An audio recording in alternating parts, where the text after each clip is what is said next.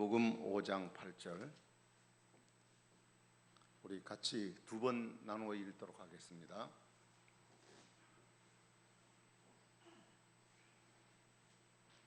두 번 읽습니다. 반복해서 시작. 마음이 청결한 자는 복이 있나니 그들이 하나님을 볼 것이며 마음이 청결한 자는 복이 있나니 그들이 하나님을 볼 것이며 아멘. 서울을 중심해서 수도권의 코로나가 좀 심각 수준이 돼서 아마 2단계로 질본에서 이렇게 격상을 했고, 또 우리 경기도 내에서는 종교시설 집합 제한이라고 하는 행정명령이 오늘부터 내려졌습니다. 그래서 8월 30주일까지 그렇게 세 주를 말씀하고 있는 것 같습니다. 그래서 교회에서 해야 될 일은 지난번과 같이 정규 예배는 드리고 소모임만 좀 중지해달라 그랬습니다. 그래서 셀 모임을 오늘부터 30주까지 셀 모임을 갖지 않는 것으로 그렇게 합니다. 그리고 또 뭐 셀 모임끼리 또 모여서 또 뭐 식사를 하거나 이런 일도 좀 중지를 해주시고, 나라에서 하는 일이고 우리 생명에 관한 일이니까 잘 협력을 해주셔야 될 것 같습니다. 특별히 이번이 또 교회 이름이 많이 거론돼 가지고 우리가 뭐 할 말이 없습니다, 사실. 근데 이제 원칙적으로 보면 교회에서 이 코로나균을 모아놨다가 주일날 막 나눠주고 이런 건 아니잖아요. 깜깜이 환자가 교회 안에 들어와서 그 사람이 조심 안 해가지고 접촉한 거기 때문에 이게 번져진 거거든요. 그러니까 교회는 다양한 사람이 오다 보니까 그래요. 그러니까 이제 우리가 마스크만 잘 끼시고, 그 다음에 이런 기간에 마주 대야서 식사하는 이런 것만 안 하시면 뭐 크게 문제될 것은 없습니다. 그러니까 마스크를 철저하게 해주시고 가까이서 대면하는 일을 좀 될 수 있으면 이 기간 동안은 좀 여러분이 조심을 해주시고, 물론 식사는 교회에서 안 하니까 뭐 상관없습니다만 그런 것도 조심해 주셔서 교회가 어쨌든 시작된 부분이기 때문에 또 교회가 또 조용해져야 될 것 같습니다. 잘 되다가 갑자기 이렇게 돼서 안 된 교회들 보면 다 그런 경우, 성가대에서 일어난 문제도 성가대를 써서 문제가 아니라 마스크를 벗고 연습을 했든지 뭐 이런 문제가 있어서 생긴 다 문제들이에요. 우리가 조금 조심하면 될 수 있습니다. 또 어떤 교회는 너무 목사님이 믿음이 좋아서 상관없다 그리고 우리 친구 목사님 가운데도 점심 식사도 하는 교회도 있어요. 근데 믿음이 뭐 좋으면 뭐 괜찮죠. 그러나 우리가 해야 할 일이 있고 하나님이 도와주실 일이 따로 있습니다. 그러니까 우리가 해야 될 일은 우리가 또 해야 되니까 좀 조심해서 좀 잘 관리를 해주시면 좋겠습니다. 뭐 그 위에 뭐 특별한 것은 없고요. 그 다음에 그 새벽기도 총진군이 원래 31일부터 있는데 지금 이 상황에서 아마 한두 주 정도 좀 연기가 돼야 되지 않겠나 지금 그렇게 생각하고 있습니다. 상황에 따라 다시 광고를 드리겠습니다. 우리 환우들을 위해서 기도해 주시고요.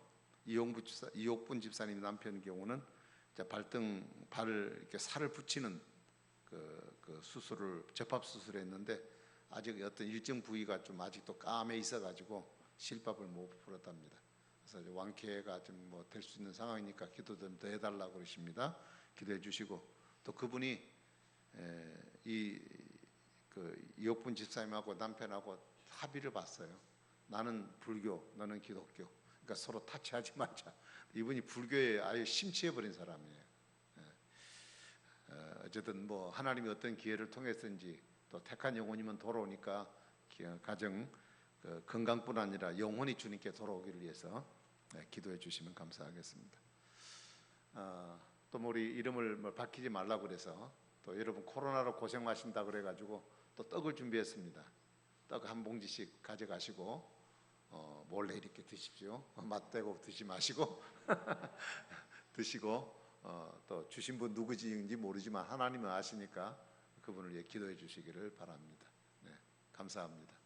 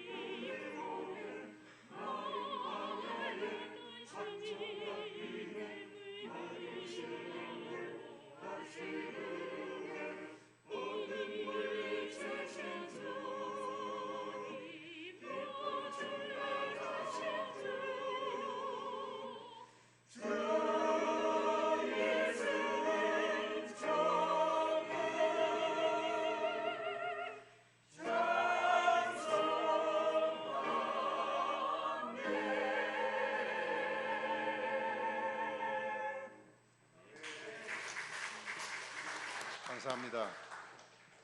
숫자도 적으신 데다가 마스크까지 얼마나 고생이 많으실까. 너무 감사합니다. 끝까지 수고해 주셔서. 오늘로 장마가 끝날 거라고 합니다.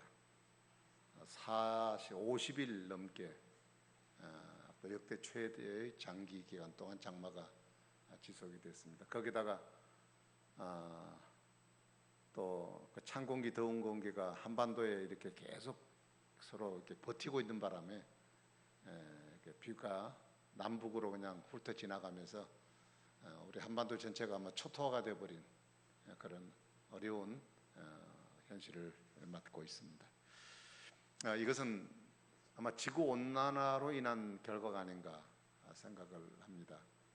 그 시베리아에도 뭐 30도가 넘는 기온이 올랐다고 하는 거니까 이거는 엄청난 지구의 그 기온을 조절해주는 중심축인 그 얼음 바다 자체가 그렇게 뜨거워버렸다는 것은 이미 아마 지구가 이제 녹아나는 상황이 지금 이루어진 것 같습니다. 그래서 이것이 올 한 해로 끝나는 것이 아니라 우리나라 전체가 이제는 앞으로 열대와 기후로 바뀌어질 가능성이 많다. 그래서 지금 이 지구가 온난화가 돼 점점 더워져가는 이 지구를 막는 기회가 2028년까지가 마지막 기회랍니다. 그 기회 동안 앞으로 8년 남았죠. 그 기회 동안 이 지구 온난화를 막지 못하면 지구는 앞으로 재앙 수준이 될 정도로 엄청난 고난을 당할 것이다. 이렇게 지금 예측을 하고 있습니다. 하나님께서 우리에게 주신 이 자연은 너무 아름다운 것입니다. 살기 좋은 것입니다. 하나님 보시기에 아름답도록 그렇게 창조해 주셔서 우리 인간이 그것을 잘 관리하고 살도록 하나님께서 우리에게 특별히 맡겨주신 겁니다. 그런데 사람들이 자기 욕심과 이기주의적 생각 때문에 무분별하게 이 지구를 사용함으로 인해서 오늘 이 지구가 기능이 제대로 하지 못하는 그런 지구 덩어리가 되었습니다. 우리가 마음대로 가서 마실 수 있는 공기, 물, 뭐 음식들조차도 이미 사람들이 그 상업 윤리가 무너져서 그 안에다가 이상한 거 집어넣어서 또 이렇게 해를 갖게 만드는, 그래서 어느 음식을 먹어야 건강한 음식이도 구별해내기 어려운 그런 시대 속에 살아가고 있습니다. 우리의 삶 전체가, 우리의 이 살아간 이 지구 전체가 어찌보면 더럽고 썩어서 자연이 갖고 있는 생명력을 잃어버린 상태가 되었다고 말할 수가 있겠습니다. 자, 그런데 이런 문제는 환경의 문제만 아니라 우리 사람에 관한 문제입니다. 사람은 그럼 날로 좋아지느냐? 사람은 날로 더 악해져 가고 세상은 더 더러워져 가고 있습니다. 사람의 마음도 몸도 다 썩어져 가고 있습니다. 깨끗한 물, 공기, 음식을 원하고 또 우리의 주거 환경도 깨끗하기를 원하고 그러지만 사실 이것을 회복하고 또 제 기능을 발휘하기라는 것은 그렇게 쉽지 않은 상황에 있습니다. 여러분, 우리가 환경이라고 하는 것은 우리가 정말 집중하면 또 다소간의 재생 능력이 있을지 모르겠지만 이 사람이라고 하는 것은 새롭게 변화된다는 것은 그렇게 쉬운 일은 아니라고 생각해요. 이것은 인간의 힘으로 불가능한 일이라고 생각합니다. 내가 외모가 조금 바뀌려면 머리를 좀 단정하게 뭐 커트를 하든지 파마를 하든지 혹은 뭐 화장을 좀 이쁘게 하든지 혹은 뭐 좋은 기술이 있으니까 얼굴을 좀 손을 좀 대서 좀 이쁘게도 만들든지 뭐 여러 가지 방법을 통해서 사람의 외모는 바꿀 수 있을지 모르겠지만 우리 사람 마음속에 있는 이 마음이라고 하는 것은 절대 사람은 바꿔낼 수가 없는, 그래서 우리 아무리 새롭게 살자 이래서는 안 되겠다 마음먹어도 작심삼일이에요. 마음은 3일 지나고 나면 또 여전히 그 모양이 그만이고 이게 계속 반복되다 보니까 우리 속에는 더 이상 나는 안 돼, 나는 이대로 살 인간이야 라고 우리가 포기해버린 경우들이 얼마나 많은지 모릅니다. 자, 이렇게 힘들고 어렵고 불가능하다고 느껴지는데도 불구하고 오늘 주님은 우리에게 말씀합니다. 마음이 청결해야 된다. 마음이 청결한 자가 복이 있는 자다. 너희들이 하나님을 보고 싶느냐? 마음이 청결해져라. 그러면 하나님을 볼 수 있다. 이렇게 말씀을 하고 있다고요. 이 깨끗한 마음, 깨끗한 마음, 이 마음이라고 하는 것은 하나님을 만나는 장소입니다. 사람과 보이지 않는 하나님, 신이 만나는 장소는 바로 마음이에요. 그래서 마음은 종교학자들이 말하길 마음은 종교의 좌소라고 그랬습니다. 그래서 우리가 얼마나 내 마음의 자리가 깨끗해지느냐, 그것은 하나님을 경험할 수 있는 그런 축복을 마음을 통해서 이루어질 수 있다는 거죠. 자, 그러면 오늘 본문에 말씀하는 마음의 청결이라는 게 뭐냐? 다시 또 한 말씀 드리면, 여러분들은 또 제 자신은 정말 어느 정도로 마음이 청결하신가? 라는 질문을 드리고 싶습니다. 그 청결함의 그 수준만큼 사람은 행복해지고 건강해질 수 있습니다. 잠언에서도 말하고 있습니다만, 사람에게 번민과 고민과 많은 문제들, 또 나약해지고 병드는 이 갖가지 인생에 있는 여러 가지 불균형적인 삶이 어디서부터 오느냐? 우리 마음이 복잡해서, 우리 마음이 청결하지 못하면서부터 오는 것이라고 말씀을 하고 있어요. 거울도 아무리 비싼 것 하나도 청소하고 깨끗이 닦아줘야 제 기능을 발휘해서 얼굴, 물체, 형체를 우리가 볼 수 있지만, 그 청소해 놓지 않으면 얼굴이 선명하게 나타나지 않는 것처럼 사람의 마음도 청결하지 않으면 하나님을 볼 수 없다고 말씀을 했습니다. 그래서 하나님을 본다는 말은 결국은 마음을 새롭게 고쳐 먹어야 된다. 우리 이전의 생각 갖고는 안 되고, 이전 마음 갖고는 안 되고, 새롭게 고쳐야 된다. 그래야 하나님을 볼 수 있다, 이렇게 말씀을 하셨어요. 자, 그러면 어떻게 해야 마음이 청결해지고 하나님을 볼 수 있을까? 예수님 말씀하시는 이 청결이라는 말과 사람이 생각하는 청결이라는 의미는 조금 다릅니다. 이 청결이라고 하는 말이 이 신약 성경을 기록한 이 헬라어, 이 그리스어에는 뭐라고 단어가 되냐면 카타로스라는 말을 썼어요. 이 카타로스라는 말은 세 가지 경우에 씁니다. 하나는 옷을 깨끗이 빨래했을 때, 세탁했을 때 그 세탁한 옷 상황을 두고 카타로스라고 합니다.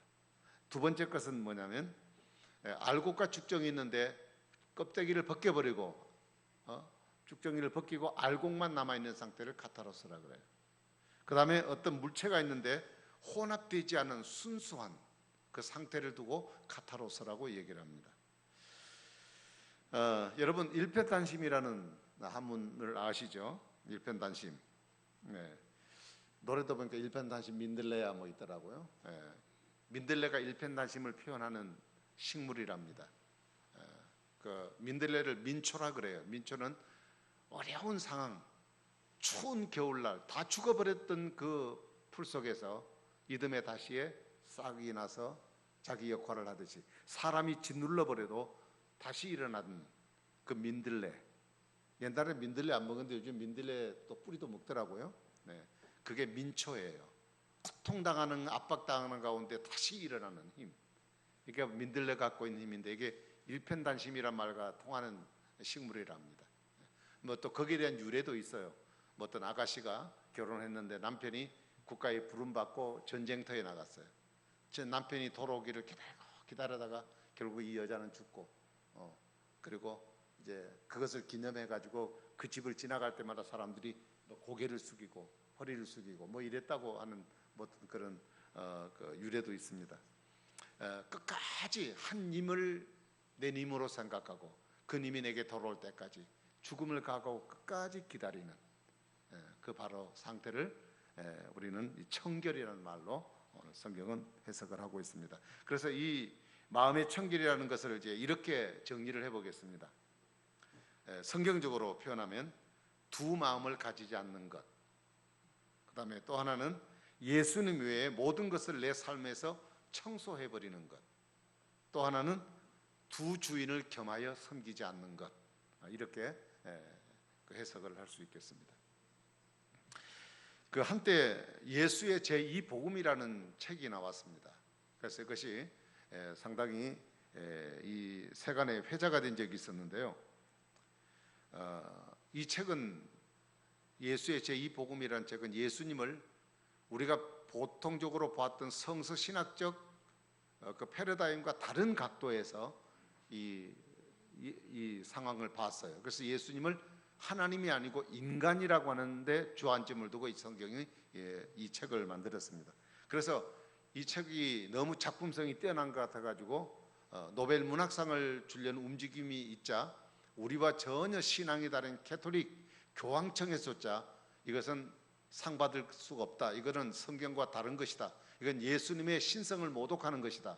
그래서 반대를 했지만 그러나 그 작품성이 뛰어나다고 생각해서 뭐 그냥 강제로 이 책을 노벨 문학상으로 이렇게 추천이 되어졌던 적이 있습니다. 그 스토리가 그렇습니다. 막달라 마리아에 대한 얘기입니다.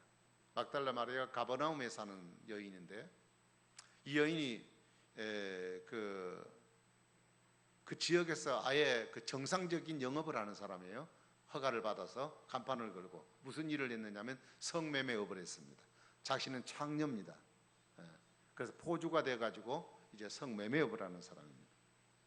어떤 날 예수님이 이제 그 책에 기록된 내용대로만 얘기하는 겁니다. 어느 날 예수님이 그곳을 지나가다 그 집을 들어갔어요.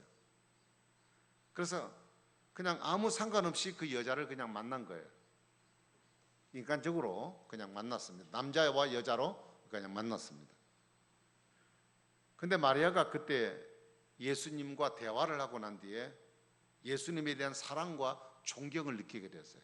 마치 그 마음이 블랙홀에 쫙 빨려 들어가는 것처럼 예수님께 몰입이 되어버린 겁니다. 그래서 이제 헤어졌습니다. 그리고 예수님이 얼마 후에 다시 이 여인 집으로 겉을 지나가다가 들렸습니다. 근데 이 집에 들어올 때 예수님이 이 여자에 대해서 궁금한 게 하나 있었습니다. 이 여자가 나를 만나고 난 뒤에 창녀하는 일을 성매매업을 계속 할까 안 할까, 진짜 변했을까 안 변했을까, 그게 예수님이 궁금했어요. 그래서 그 여인을 만나자마자 대뜸 주님이 묻습니다. 요즘도 그 무슨 업이라고 그래요? 그거 갖다가 하여튼 뭐 성매매업 그 일을 요즘도 하고 있느냐라고 물었어요. 그랬더니 막달라 마리아가 정색을 하고 이렇게 얘기를 합니다. 예수님, 여자는 동시에 두 남자를 절대 사랑하지 못합니다 라는 얘기를 했어요. 그 책에 그렇게 기록되어 있습니다. 지금 이 여인의 경우는 예수님을 사랑하면서 그 사랑이 여태까지 빼앗겼던 그 사랑을 예수님께 다 던져버리고, 그래서 그동안 오랫도록 자기 삶을 투자했던 이 더러운 직업을 깨끗이 다 청산해버렸다는 거예요.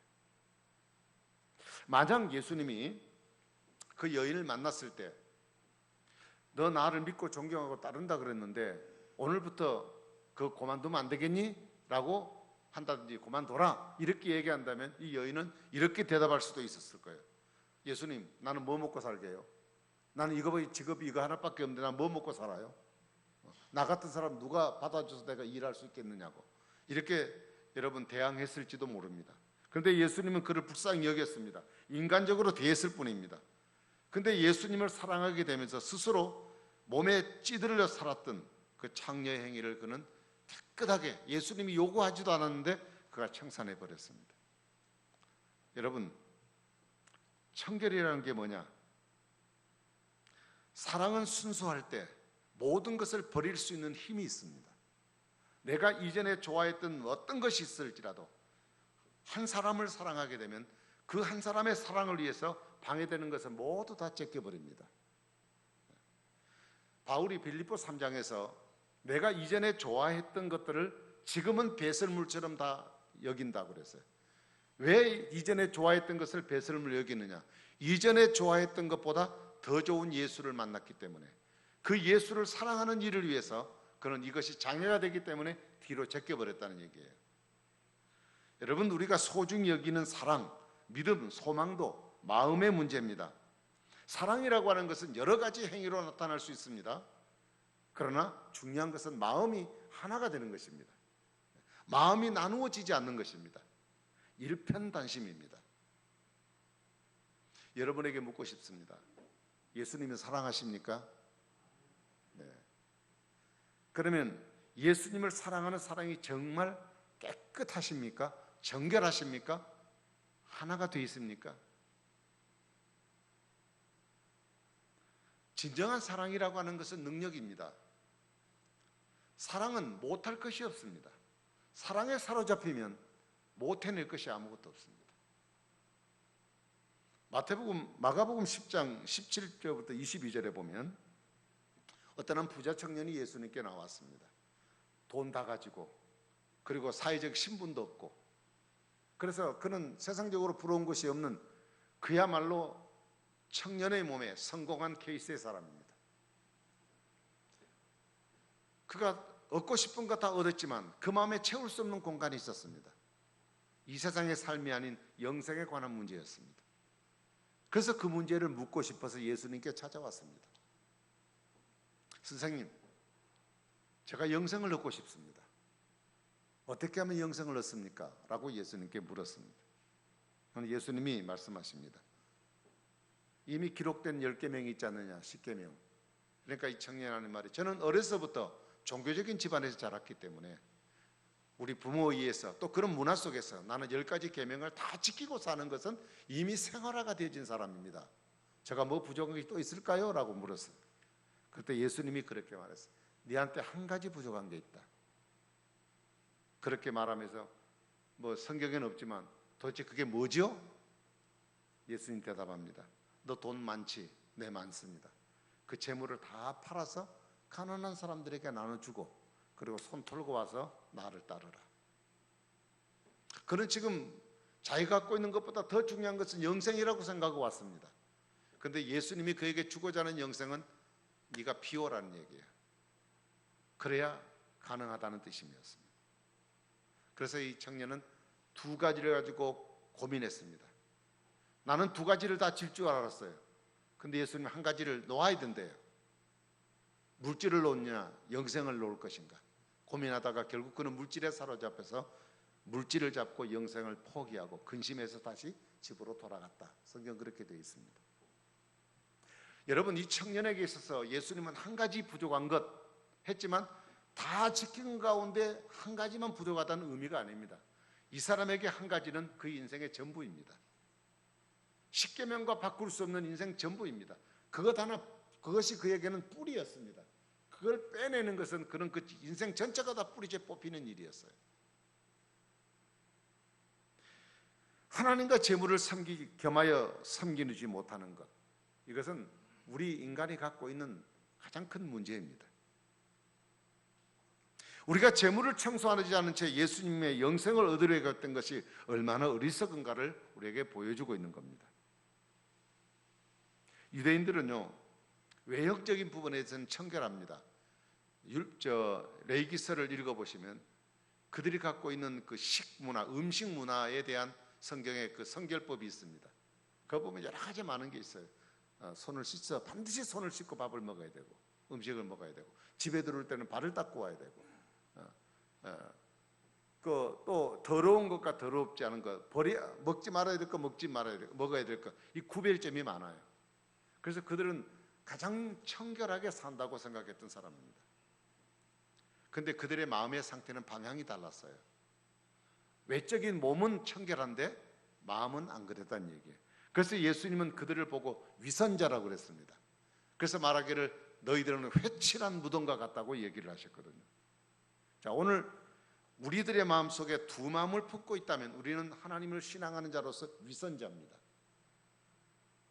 야고보 4장 8절에 보면 두 마음을 품은 자들아 마음을 성결하게 하라. 성결하게 하라. 신앙이라고 하는 것은 신앙의 마음과 신앙의 마음에 따른 삶이 같이 동반되어야 합니다.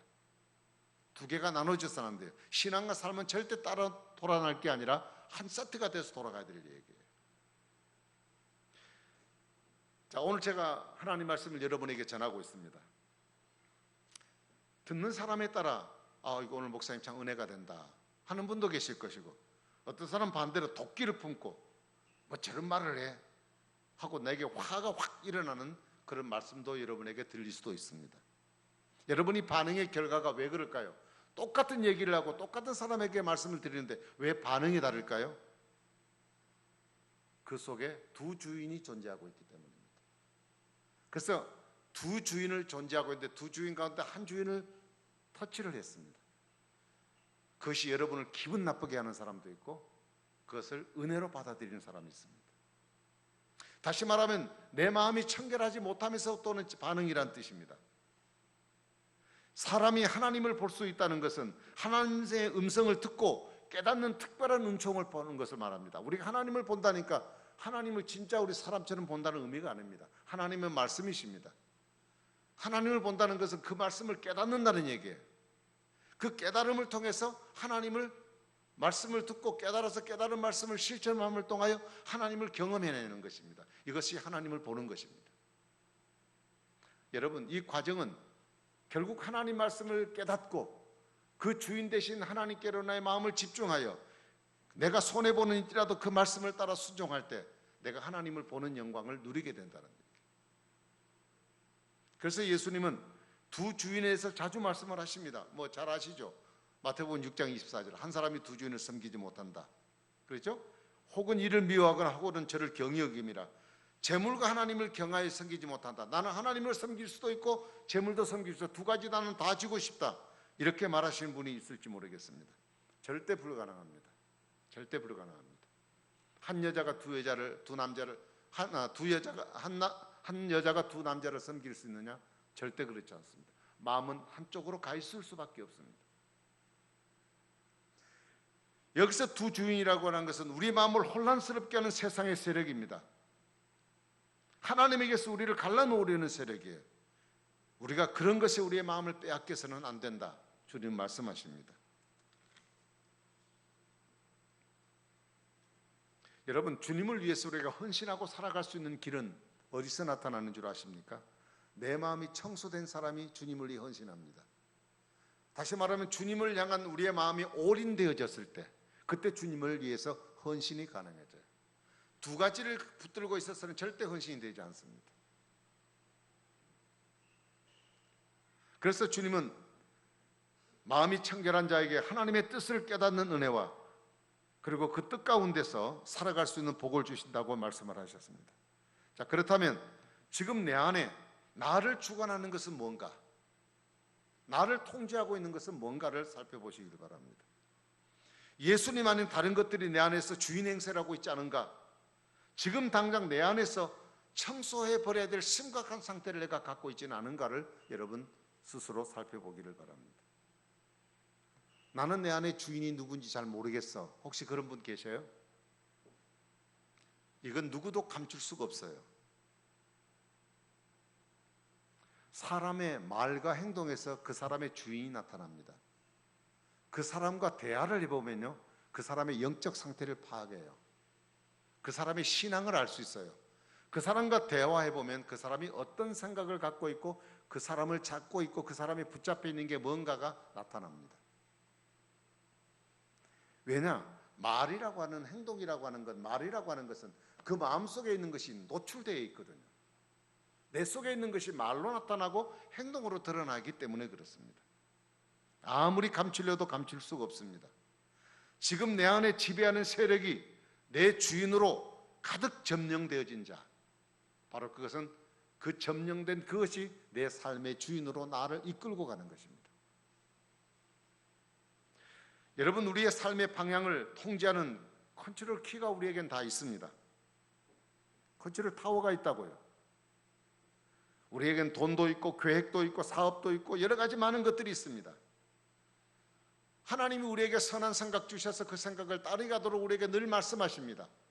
그럼에도 불구하고 우리는 왜 그 말씀에 따른 통제를 받지 못하고 우리는 다른 것을 내 마음과 다르게 다른 것을 따라 살아갈 수밖에 없느냐? 내 방향을 틀어버리는 어떤 것이 나를 딱 잡고 있기 때문에 그렇습니다. 다른 예를 들어보겠습니다. 내가 집을 한 채를 갖는 것이 소원이다. 우리 성도들 가운데 집 없는 분들 들어 계시죠? 네. 한 채를 갖고 싶다. 그러면 지금 내 상황 속에서 내가 원하는 집 하나 갖기 위해서는 이게 턱도 없는 일이에요.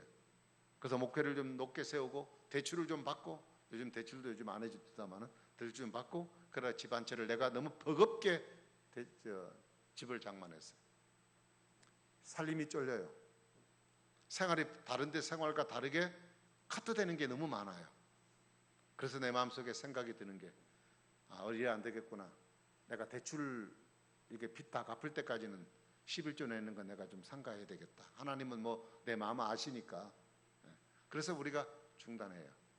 내 마음은 그래서는 안 된다는 걸 알아요. 그러나 상황이 그래요. 그러면 결국 그건 그 삶을 통제하는 게 뭐냐? 그건 물질이에요. 그건 물질이에요. 하나님 앞에 드리고 섬기는 것이 내가 돈이 많아 하는 사람은 별로 없습니다.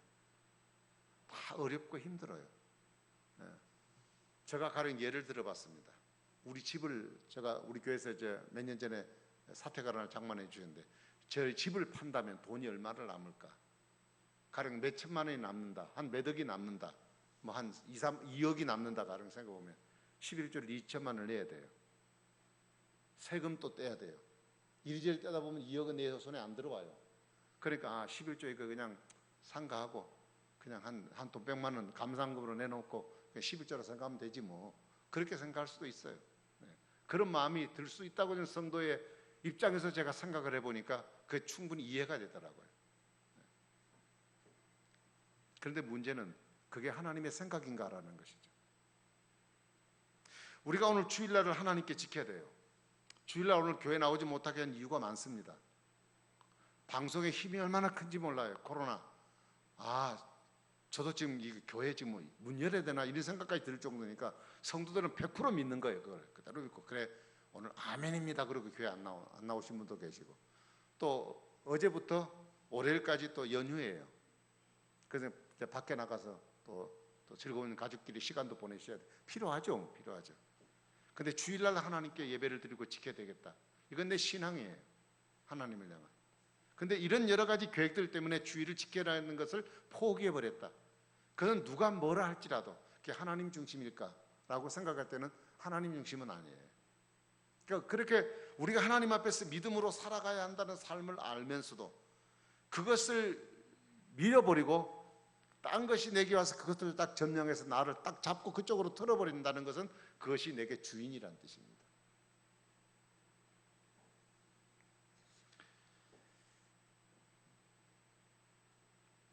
여러분, 우리 신앙생활을 왜 힘들고 재미가 없을까요? 내 마음이 청결하지 않아서 그렇습니다. 그 안에 하나님의 은혜가 사라지고 세상의 것이 지배하기 때문에 그래요.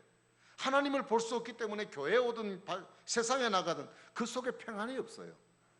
혹시 여러분 마음속에 그런 상태를 갖고 있습니까?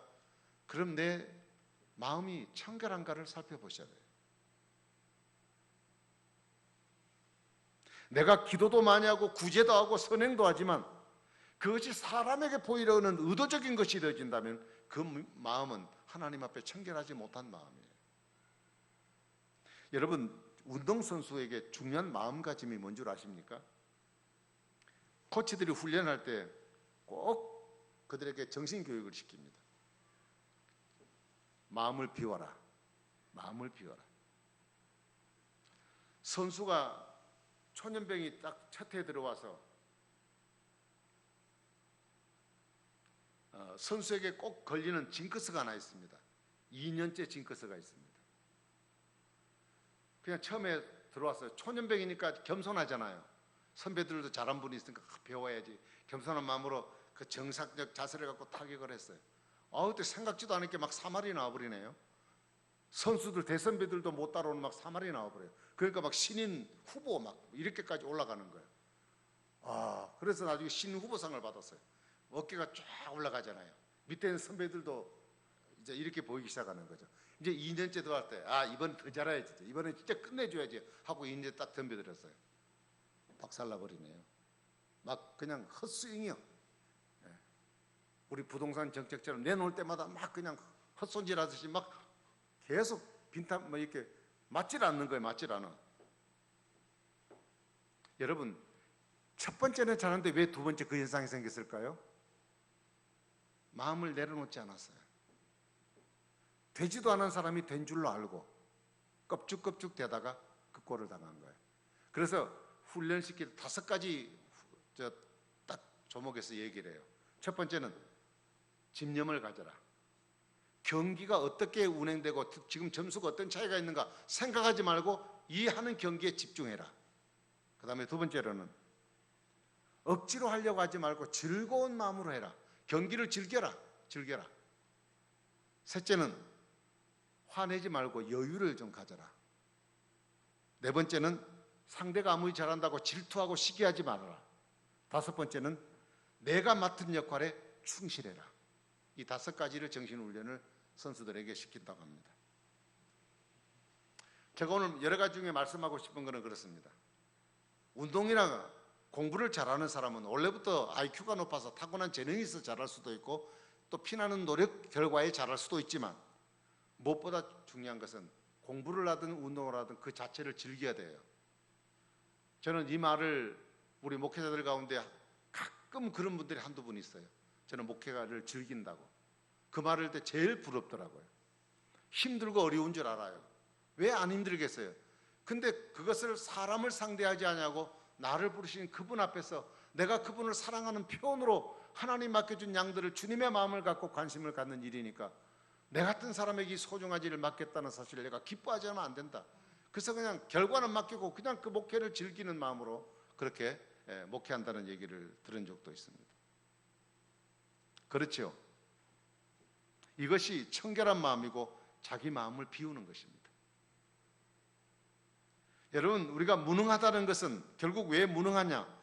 여러 가지 생각에 붙들려 있기 때문입니다. 하나님께 집중하지 못하기 때문이에요. 여러분은 예수 믿는 것이 뭐냐라고 물으면 어떻게 대답을 하시겠습니까? 예수를 믿는 게 도대체 뭐냐라고 물으면 대답이 뭐라고 나오겠습니까? 여러분 스스로 답을 한번 해보십시오. 저는 이렇게 얘기를 하고 싶습니다. 결단이라고 생각해요. 결단. 예수 믿는 것은 무슨 결단이냐? 세상을 중심하여 세상 주인 되어 살아갔던 삶을 이제는 예수님 중심으로 예수님을 내 주인으로 삼고 살겠다는 결단이에요. 방향 전환입니다. 세상 믿고 나를 믿고 살았더니 별 거 없더란 얘기예요. 이제는 참되신 주님을 주인으로 믿고 살겠다. 이게 신앙생활이에요. 자, 우리가 하나님은 그렇게 살기를 우리에게 요구하고 계셔요. 자, 그런데 하나님은 우리에게 빨리 바꾸라고 얘기하는데 우리가 신속하게 내 마음을 청결하게 청소를 하지 않으면 어떻게 하시는 줄 아십니까? 하나님이 직접 와서 청소 작업을 하셔요. 아까도 말씀드렸듯이요. 우리 속에 하나님의 능력이 덧입혀져 살기를 원한다면 내 자신이 무능해져야 돼요. 내가 힘을 빼야 된다는 얘기예요. 내 안에 나를 붙잡고 있는 어떤 힘이 있습니다. 물질이 내게 힘이에요. 그리고 자식 잘 되는 것이 힘이에요. 내가 원하는 성공을 이루는 게 힘입니다. 혹은 내 자존심이 내게 힘일 수 있습니다.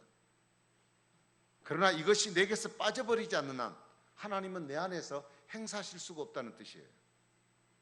내가 무엇을 할 수 있다는 가능성이 내게서 무너지는 순간 그때 하나님이 일하시는 때라는 뜻입니다. 갈라디아 2장 20절 말씀했죠. 내가 그리스도와 함께 십자가에 못 박혔나니 내가 십자가에 못 박히면 이제부터 내가 사는 것은 내가 아니라 내 안에 사신 그리스도가 사는 것이다. 천지를 창조하신 하나님, 자기 몸 버려서 구원해 주신 예수 그리스도, 그분이 나에게 삶을 맡기지 않고 그분이 나를 위해서 대신 사시주시는 삶, 그것이 내가 십자가에 못 박힐 때, 내가 힘을 빼버렸을 때 그분이 내 안에서 그분이 가진 힘을 가지고 나를 통해 그분을 나타내신다고 말씀하셨다고. 그래서 하나님은 우리 인간이 끝까지 힘을 뻗대고 있을 때, 하나님을 사랑하는 자, 하나님을 축복하고 싶은 사람이 끝까지 자기를 뻗당기고 자기 힘으로 살아가려고 할 때 하나님은 두 가지 방법을 통해 우리에게 힘을 빼셔요. 첫 번째는 우리에게 위로와 사랑을 주십니다. 때로 내가 힘들고 힘겨워서 정말 눈물 나고 고통스러운 아픔이 내게 있을 때 주님이 내게 찾아와서 위로하셔요. 네. 여러분 그런 위로 받으셨나요? 네. 내가 당하는 고통, 그 누구도 알지 못하고 이해해 주지도 못해요. 오히려 나를 모함하고 나를 궁지로 몰아넣어요. 그런데 주님은 내게 와서 조용히 말씀하셔요. 세미한 음성으로 말씀하셔요. 내가 너를 안다. 네. 사람은 측량해 주지 못해도 내가 너 고통을 내가 알고 있다. 얼마나 힘드니? 내가 있잖아. 주님은 우리에게 사랑을 표현해 주시고 우리에게 위로를 주셔요. 그래서 우리는 그 주님의 사랑 앞에 내 무장 해제를 해버려요. 그래요, 난 아무것도 할 수가 없어요. 나는 부족해요. 주님 붙들어 주세요. 이제 그렇게 하나님 앞에 나아가는 방법이에요. 두 번째, 하나님 우리를 힘 빼시는 방법은 고난을 통해서입니다. 내가 어떤 일을 해도 안 돼요. 하는 쪽쪽 안 돼요. 실패해요. 왜 내게 그런 아픔과 고난을 주실까요? 내가 힘 빼야 될 게 많다는 얘기. 힘을 빼란 얘기예요. 내가 너를 돕고 싶다. 내가 너를 가서 주도해서 너를 이끌고 싶다. 너 힘 빼. 힘 빼. 제가 그 배드민턴 얘기를 드렸습니다만,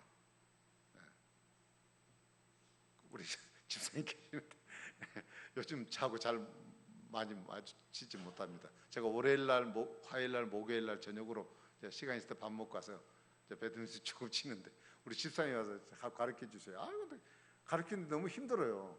좀 그만하면 좋겠는데 계속 그냥 그렇게 하래요. 그 저는 그냥 뭣도 모르니까 저 아내고 저하고는 무조건 힘으로 테니스 치듯이 막 팔을 휘둘러요. 막. 그러니까 팔은 아픈데 얘네 공이 잘 안 나가. 그 왜 이리 안 나갈까? 아무리 휘둘르고 몸을 던져도 안 나가요. 그러니까 집사님이 그리 잡으면 안 된대요. 손가락 두 손가락으로 이렇게 채를 이렇게 살짝 잡으래요. 이렇게 잡고 있으래요. 그래서 공이 오면 휘둘러서 순간 잡고 이렇게 탁 손목으로 쳐야 된다는 거예요. 그 임팩트가 있어야 된다는 얘기잖아요. 근데 그게 쉽질 않아요. 그냥 대충 가르쳐주고 가시면 좋겠는데 끝까지 막 하라고 하면 막 짜증이 날 때가 있어요. 힘들어요, 그게요. 그러니까 사람이요, 힘 빼는 게 힘들어요. 내가 힘으로 될 줄 알았는데 힘이 안 빠진다니까. 내가 안 빠진다니까요.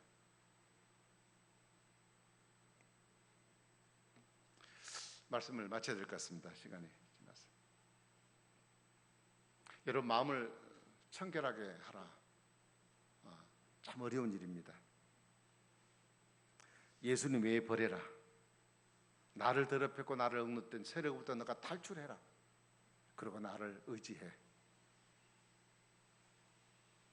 여러분 예수님 외에 어떤 것도 내 삶 속에 용납해서는 안 돼요. 예수님을 겸하려고 했던 것 다 버려야 돼요. 예수님이 내 안에 점령하셔야 돼요. 내 고집, 내 의지, 내 방식을 다 내려놓아야 돼요. 내가 죽어야 내 안에 예수님이 살아요. 예수님이 내 안에 사셔야 하나님의 뜻이 내 안에서 이루어질 수 있어요. 마음이 청결하지 않으면 하나님 말씀이 들려지지 않아요. 들리지 않으면 깨달을 수가 없어요. 깨닫지 않으면 하나님 말씀을 행하고 살 수가 없어요. 말씀을 행하지 않으면 내 삶 속에 하나님 말씀이 역사로 나타나질 않아요. 하나님을 못 봐요. 여러분 매일 내 생활 속에서 하나님 앞에 회개하기를 바랍니다. 내 속에 주인 되려고 하는 것 늘 회개해서 뽑아내시기를 바라요. 그리스도의 보혈로 씻어내세요. 그래서 매일 회개함으로 하나님이 여러분 속에 잠잠히 들어오셔서 여러분들을 점차적으로 점령하셔서 그분이 여러분의 삶의 키를 딱 잡고 우리는 갈 길을 알지 못하는 우리지만 우리의 처음부터 끝까지 아시는 그 하나님께서 내 인생의 삶을 운행해 가시도록 그분께 맡기심으로 여러분의 삶 속에 하나님의 말씀이 그대로 나타나는 그런 축복의 능력의 역사가 있기를 주의 이름으로 축원합니다. 기도하겠습니다. 자비로우신 하나님 아버지 감사합니다. 오늘도 마음이 청결한 자는 복이 있다 말씀하셨습니다. 오늘도 이 주신 말씀을 마음속에 꼭 가다듬고 우리가 주님을 사랑하고 주님 믿고 산다면 우리의 삶의 우선순위를 하나님께 두고 그리고 하나님을 의지하고 하나님을 내 삶의 주인으로 모시고 그분의 통제 속에 우리 인생을 살아 하나님의 약속한 복을 누리고 살아가는 우리 모든 성도들 되게 하여 주시옵소서. 예수님 이름으로 간절히 기도하옵나이다. 아멘. 우리 찬송 드리겠습니다. 94장입니다.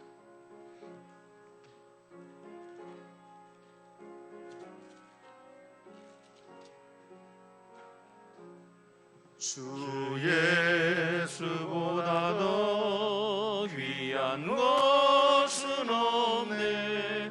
이 세상 무기와 바꿀 수 없네. 영증을 내 대신 돌아가신 그 놀라운 사랑 잊지 못해. 세상 즐거움 다 버리고 세상 자랑 나 버렸네. 주 예수보다 더 귀한 것은 없네. 예수밖에는 없네. 우리 3절 드리겠습니다. 주 예수보다 주 예수보다 더 귀한 것은 없네. 이 세상 행복과 바꿀 수 없네. 유혹과 핍박이 몰려와도 주 섬기는 내 맘 변치 않아. 세상 즐거움 다 버리고 세상 자랑 다 버렸네. 주 예수보다 더 귀한 것은 없네. 예수밖에는 없네. 하나님 아버지 감사합니다. 오늘도 주께서 허락하신 귀한 은혜 축복에 따라 오늘도 주일 앞에 하나님 앞에 나와 예배하며 특별히 하나님께 물질을 구별해 주님께 드립니다. 우리의 마음 우리의 뜻을 다하여 하나님 사랑함으로 드려진 예물에 축복해 주시고 하나님의 거룩하신 영광 우리 성도들의 손길 가운데 살아가는 삶의 현장에 주님이 늘 함께 하셔서 우리 주님이 도우시고 인도하심 속에 사람으로 할 수 없는 일 하나님이 되게 하시는 복을 누리고 사는 성도들 되게 하여 주시옵소서. 오늘도 몸된 교회를 사랑하고 또 순종하는 마음으로 봉사하고 섬기는 여러분들의 수고를 주님 축복해 주시고 또한 오늘도 함께하고 싶지만 몸이 아파서 여러 가지 여건 때문에 참여하지 못한 분들 찾아가 주시고 위로해 주시고 건강 주시기를 원합니다. 하나님 아버지 오늘도 군에 있고 또 해외 거주하고 있는 형제들에게도 동일한 은혜 베푸시기 원하며 자라는 다음 세대 하나님 축복해 주시고 이들이 더 주 앞에 아름답게 잘 자라갈 수 있도록 도우시고 오늘부터 4주간 매주일마다 진행되는 청소년 수련회에 축복하시고 하나님 이들이 하나님 말씀을 통하여 새로운 가치를 발견하고 변화된 모습으로 주 앞에 살아가는 귀한 생명들 되도록 주님 축복하여 주시옵소서. 예수님 이름으로 간절히 기도하옵나이다. 아멘. 우리 다 같이 일어나셔서 마지막 찬양을 드리겠습니다. 너의 가는 길에 주의 평강이 있으리. 평강의 왕 함께 가시니 너의 걸음 걸음 주 인도하시니 주의 강한 손 너를 이끄시리. 너의 가는 길에 주의 축복이 있으리. 영광의 주 함께 가시니 내가 밟는 모든 땅 주님 다스리니 너는 주의 길 예비게 되니 주님 나라 위하여 길 떠나는 나의 형제여 주께서 가시니 너는 가라 주의 이름으로 거칠은 광야 위에 꽃은 피어나고 세상은 내 안에서 주님의 영광 보리라. 강하고 담대하라. 세상이 계신 주 늘 함께 너와 동행하시며 내게 새 힘을 주시니.